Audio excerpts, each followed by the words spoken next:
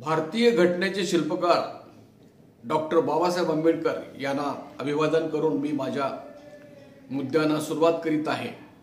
आज देशामध्ये भुरसटलेल्या विचाराचे आणि प्रतिगामी विचाराचे जे सत्ताधारी आहेत त्यांनी बाबासाहेब आंबेडकरांच्या बद्दल अपशब्द वापरून स्वतःचीच लायकी घालवलेली आहे, त्यांचा आम्ही निषेध करीत आहोत। डॉक्टर बाबासाहेब आंबेडकर यांचं एक वाक्य अजन्म आम्ही लक्षात ठेवलेलं आहे, शिका, संघटित व्हा आणि संघर्ष करा। या तिन्हीचा मिलाप घालून आपल्याला पुढे जावं लागेल। बांधकाम कामगारांना या महाराष्ट्रातल्या न्याय मिळवून देण्यासाठी सुद्धा या त्रिसूत्रीची अत्यंत आवश्यकता आहे। नुसता शिकवून उपयोग नाही, फक्त संघटित उपयोग नाही, होऊन उपयोगी नाही, संघर्ष करायला पाहिजे आणि त्याची सुरुवात आपण केलेली आहे। आज 18 डिसेंबर 2024 रोजी नागपूरच्या विधानसभेवर बांधकाम कामगारांचा प्रचंड मोर्चा निघाला आणि या मोर्चाचं स्वागत सगळ्या महाराष्ट्रातल्या बांधकाम कामगारांनी केलेलं असून नागपूरच्या पोलीस सूत्रांनी सांगितलं की या अधिवेशनावरील सगळ्यात मोठा मोर्चा हा बांधकाम कामगारांचा होता। या मोर्चाची सांगता होत असताना मी आपल्याला सांगितलेलं होतं की पुढे आपल्याला काय करायचं आहे। मंत्री महोदय श्री सावे यांनी आपल्याला असं आश्वासन दिलेलं आहे की कामगार मंत्र्यांची निवड झाल्यानंतर कामगार मंत्र्यांच्या बरोबर आमच्या कृती समितीची मीटिंग घेण्यात येईल। पण आपण आता पाहत आहोत की या महाराष्ट्रामध्ये लोकशाहीचा तमाशा चालू आहे आणि या तमाशामध्ये अजूनही त्यांना कामगार मंत्र्यांची निवड करता आलेली नाही। कधी होणार आहे हे आपल्याला अजूनही माहीत नाही आणि जोपर्यंत या कामगार मंत्र्यांची निवड होत नाही तोपर्यंत चर्चेचा प्रश्न तयार झालेला आहे। दरम्यान आम्ही जे निवेदन त्यांना पाठवलेलं आहे मोर्चाचं, त्या निवेदनाची पोच मुख्यमंत्र्यांनी आम्हाला दिलेली असून ते आमचं निवेदन त्यांनी प्रधान सचिवांच्याकडे पाठवून दिलेलं आहे। आम्ही फक्त त्यांना मुख्यमंत्र्यांना आम्ही शुभेच्छा दिल्या, परंतु फक्त शुभेच्छा देण्याचं काम केलं नाही, तर त्यांच्याकडे निवेदन पाठवून देऊन त्यांनी ते निवेदन आपलं पुढे पाठवून दिलेलं आहे। आता आपल्याला असं करायचं आहे की आपण आता लक्षात घ्या, आज जे बांधकाम कामगार कल्याणकारी मंडळाच्या सचिवांनी जो उद्योग केलेला आहे, जो कायदा मोडण्याचा उद्योग केलेला आहे, मुंबई हायकोर्टचा निकालाचा अवमान केलेला आहे, सुप्रीम कोर्टाच्या निकालाचा अवमान केलेला आहे, इतकंच नव्हे तर या अति शहाण्या सचिवांनी स्वतःच्या मंडळाने त्याच्याबद्दल काय ठराव केलेला आहे हे न वाचता जे फतवे काढलेले आहेत, जे विकृत मनोवृत्तीतून या सगळ्या कार्यपद्धतीवर घाव घातलेले आहेत, ते आपण समजून घेतले पाहिजेत। आणि हे सगळं एवढ्यासाठीच केलेलं आहे सचिवांनी की यामध्ये जे बडे कंत्राटदार आहेत, ज्यांनी मोठं कंत्राट घेतलेलं आहे, त्यांना 15,000 कोटीपर्यंतची रक्कम सहजासहजी देता यावी म्हणून सगळ्या योजनेवर घाव घालण्याचं पाप या सचिवानं केलेलं आहे। आज जर आपण बघितलं, कायदा तपासून बघितला, ही कायद्याबद्दलची आणि कागदपत्र जी सगळी आहे ती मी या YouTube मधील भाषणासोबत दिलेली आहेत, इनबॉक्समध्ये टाकलेली आहे, ती तुम्ही जरूर घ्यावीत, त्याच्या प्रती काढाव्यात, निवेदनाच्या प्रती काढाव्यात आणि तुम्ही प्रत्येक जिल्ह्यामध्ये सहाय्यक कामगार आयुक्त असेल, सरकारी कामगार अधिकारी असेल, तुम्हाला शक्य असेल तर राज्याचा कामगार आयुक्त असेल, या सर्वांना आपण देण्याची ती गरज आहे।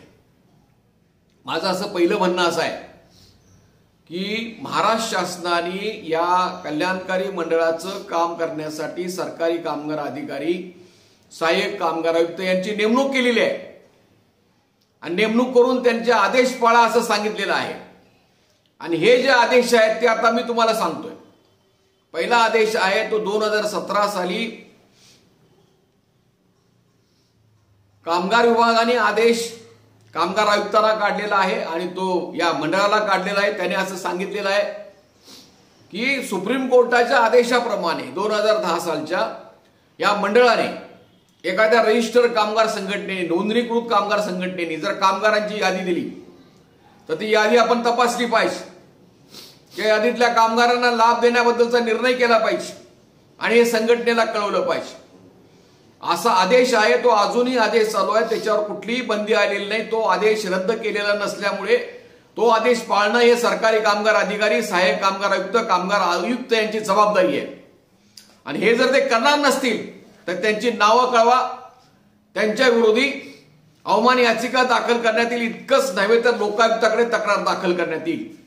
यांचं लेखी उत्तर घ्या, फक्त उत्तरावर समाधान मानू नका, यादी द्या. आणि त्यांना या सगळ्या सरकारी कामगार अधिकाऱ्यांनी, सहाय्यक कामगार आयुक्तांना स्वतः अर्ज मंजूर करण्याचे आजही अधिकार आहेत. आणि ते अधिकार असल्यामुळं ते जिल्हा कामगार सुलभ केंद्रामध्ये ते करू शकतात. मार्च 2024 मध्ये या कल्याणकारी मंडळाचा हे तालुका केंद्र सुरू करण्याचा जो निर्णय आहे त्याला आमचा विरोध आहेच, पण जो निर्णय आहे त्याच्यामध्ये ही कामं जिल्हा कामगार सुलभ केंद्रामध्ये सुद्धा करून घेतली जातील असं त्याच्यामध्ये उल्लेख आहे. त्यामुळे जर कोणी करायला तयार नसेल तर त्यांची नावं आम्हाला कळवा, त्यांच्याबद्दलचं ताबडतोब आपलं म्हणणं तयार करून तक्रार दाखल केली जाईल. नंबर 2 की असं सुप्रीम कोर्टाचा आदेश, महाराष्ट्र शासनाचा आदेश, मंडळाचा निर्णय, हे सगळं मी या ठिकाणी आपल्याला इनबॉक्समध्ये टाकलेलं आहे, त्याच्या प्रती आपण काढून घ्याव्यात. हा नंबर 1 चा मुद्दा झाला. याला पूरक असा मुद्दा आहे. आम्ही मुंबई उच्च न्यायालयामध्ये केस दाखल केली होती. 2021 साली मुंबई उच्च न्यायालयाने निकाल दिलेला आहे की या मंडळानं 2 महिन्यातून एकदा आमची मिटिंग केली पाहिजे. परंतु आत्ताचा हा सचिव या हायकोर्टच्या आदेशाची अजिबात पर्वा करत नाही आणि स्वतःच्या लहरीप्रमाणे कारभार चालू आहे. आणि या लहरीवाराला मदत या माजी कामगार मंत्र्यानं केलेली आहे. आणि सगळा कायदा उधळून लावून त्यांनी बांधकाम कामगारांचं वाटोळं करायचं ठरवून बांधकाम कामगारांचा जो पैसा आहे 25,000 कोटी रुपये तो मुठभर कंत्राटदारांना वाटायचं काम त्यांनी केलेलं आहे. याची वसुली होऊ शकते. धाराशिवच्या मुख्याधिकाऱ्यांनी सांगितलं की या मध्यान्ह भोजन योजना सगळी बोगस राबवलेली आहे, तरी सुद्धा त्यांना या सचिवांनी चेक्स काढून पैसे दिलेले आहेत. ते सगळे पैसे या सचिवांकडून वसूल करा म्हणून सुद्धा आपल्याला या पुढच्या काळामध्ये भूमिका घ्यावी लागणार आहे. नंबर 2, आपल्याकडे अशी सुद्धा कागदपत्र आहे. 9 सप्टेंबर 2014 रोजी महाराष्ट्र सरकारने आदेश केलेला आहे. त्या आदेशामध्ये नमूद केलेलं आहे की बांधकाम कामगारांची कुठलीही कामं एका महिन्यामध्ये निकाली काढली जातील. तुम्ही सांगा त्यांना निवेदन देऊन, ते पत्र मी आदेश इनबॉक्समध्ये टाकलेला आहे, तो त्यांना दाखवा. आणि 1 महिन्यापेक्षा जेवढे अर्ज असतील तेवढे सगळे मंजूर झाले पाहिजेत, मंजूर म्हणून जाहीर करा अशी तुम्ही मागणी करा. कारण त्यांना सांगा हा शासनाचाच आदेश आहे, तुम्ही शासनाचा आदेश पाळणार आहे का नाही. कुणाचा आदेश हे सरकारी कामगार अधिकारी ऐकतात. आणि या बंधनाचा सचिव कुणाला विचारून हे सगळे बेकायदेशीर अधिकार त्यानं फतवे काढलेले आहेत. आणि या सगळ्या फतव्याबद्दल जबाबदार असून या सचिवाला निलंबित करून ताबडतोब कारवाई झाली पाहिजे अशी सुद्धा आपल्याला मागणी करावी लागणार आहे. इतकं गंभीर गुन्हे या सचिवानं केलेले आहेत. आणि हा जो मुद्दा आहे त्यांचं पत्र 1 महिन्याच्या पुढचे सगळे अर्ज मंजूर झाले पाहिजेत. मग 26 लाख तुम्ही अर्ज मंजूर झालेत म्हणून जाहीर करा. जरूर तुम्ही त्याची तपासणी करा. जिल्हा उद्योग केंद्रामध्ये आम्ही यायला तयार आहोत. कामगाराच्या इच्छेचा भाग आहे. त्यांना तालुका केंद्रावर जायचं का जिल्हा केंद्रावर जायचं. तुम्हाला अशी दादागिरी करता येणार नाही की तालुका केंद्रातच जायला पाहिजे, असं करता येणार नाही. आम्ही कुठेही जाऊ, तुम्हाला त्या ठिकाणी तपासावं लागेल. असं आता सरकारच म्हणतं की रेशन कार्ड तुमचं कुठलंही असेल तर भारतात तुम्हाला कुठेही धान्य मिळेल. मग आमचं कार्ड आम्ही कामानिमित्त कुठेही असू, आम्ही ज्या ठिकाणी जाऊ त्या ठिकाणी त्याची सुविधा मिळाली पाहिजे. आणि ही ऑनलाईन प्रक्रिया राबवली पाहिजे. ऑनलाईन प्रक्रिया थांबवायचं, त्याच्यावर घाव घालायचं, कामगारांचं सगळं नुकसान करायचा उद्योग या सचिवांनी केलेला असल्यामुळे आमचा अधिकार आहे. भारतीय राज्यघटनेने दिलेला अधिकार आहे, डॉक्टर बाबासाहेब आंबेडकरांनी घडवलेला अधिकार आहे. की मी बांधकाम कामगार आहे, मला अर्ज दाखल करण्याचा अधिकार आहे, मग तो कुठूनही करेन, मी घरात बसून करेन, नेट कॅफेवर करेन, नाही तर अटक आणि कुठेतरी करेन. तुम्हाला काय करायचं? हे ठसा घ्यायचा जो प्रकार आहे तो पूर्वीच्या काळामध्ये गुन्हेगारांना पकडल्यानंतर त्याच्या अंगठ्याचे ठसे घ्यायचे, असा प्रकार या विकृत मनोवृत्ती या सचिवाने केलेला असून काय ठस्याचा संबंध आहे? कशासाठी तुम्हाला ठसा पाहिजे? आम्ही बोगस आहोत? आता बोगस आहे तर सुप्रीम कोर्टाला विचारा. सुप्रीम कोर्टाने सांगितलंय एकदा कामगार अधिकाऱ्यानं त्याच्यावर सही शिक्का केली की तो बोगस असण्याचं जबाबदारी सरकारी कामगार अधिकाऱ्यावर आहे. तुम्हाला नोटीस काढावी लागेल. आमचा ठसा घ्यायचा काय संबंध? आम्ही ठसा दिलेला आहे आधार कार्ड काढताना. आधार कार्ड आहे, जन्मतारखेचा दाखला आहे, 90 दिवसाचं प्रमाणपत्र आहे, आणि कशाला पाहिजे?